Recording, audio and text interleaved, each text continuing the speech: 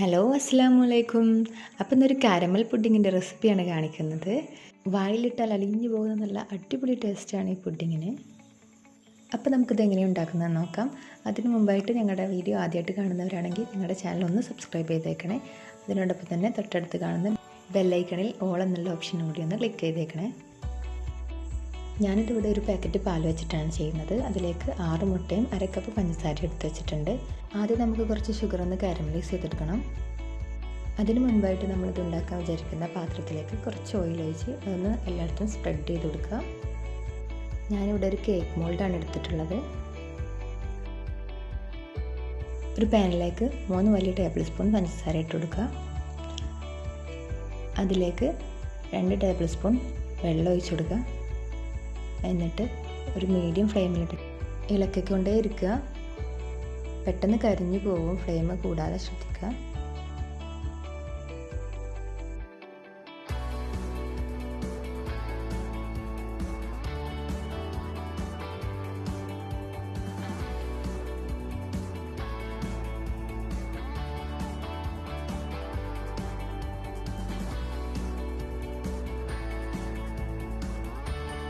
ഇപ്പോൾ നല്ല ബ്രൗൺ കളറായിട്ടുണ്ട്. ഈ ഫ്ലെയിം ഓഫ് ചെയ്യുക, അല്ലെങ്കിൽ കരിഞ്ഞു പോകും. ഇനി ഇത് മോൾഡിലേക്ക് ഒഴിച്ചു കൊടുക്കുക. എന്നിട്ട് എല്ലായിടത്തും സ്പ്രെഡ് ചെയ്തിട്ട് മാറ്റി വെക്കുക.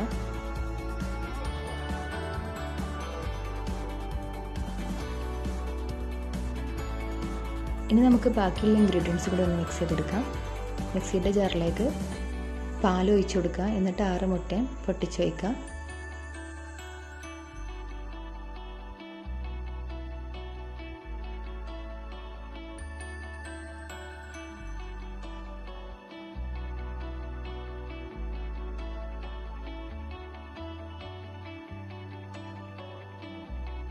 ഇനി ഇതിലേക്ക് 1/2 കപ്പ് പഞ്ചസാര ഇട്ട് കൊടുക്കുക.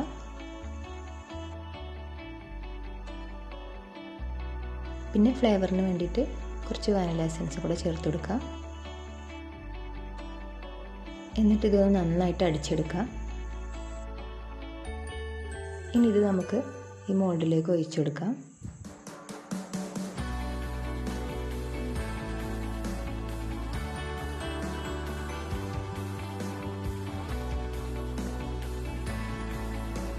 ഇനി ഇത് സ്റ്റീമറിലേക്ക് ഇറക്കി വെച്ച് കൊടുക്കാം.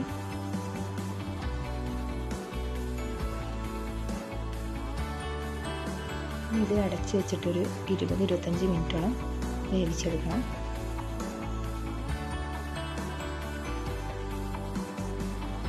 ഇപ്പോൾ ഒരു ഏകദേശം 20 മിനിറ്റിന് ശേഷം എടുത്തതാണത്. നന്നായിട്ട് കുക്കായിട്ടുണ്ട്. ഒരു ടൂത്ത് പിക്ക് വെച്ച് നോക്കിയാൽ അറിയാം. ഇനി ഇതൊന്ന് ചൂട് പോയതിന് ശേഷം 1 മണിക്കൂറൊന്ന് ഫ്രിഡ്ജിൽ വെക്കണം. 1 മണിക്കൂറൊന്ന് ഫ്രിഡ്ജിൽ വെച്ചെടുത്തതാണത്. ഒരു പാകത്ത് തണുപ്പായിട്ടുണ്ട്. ഇനി ഇത് നമുക്കൊരു പ്ലേറ്റിലേക്ക് മാറ്റാം.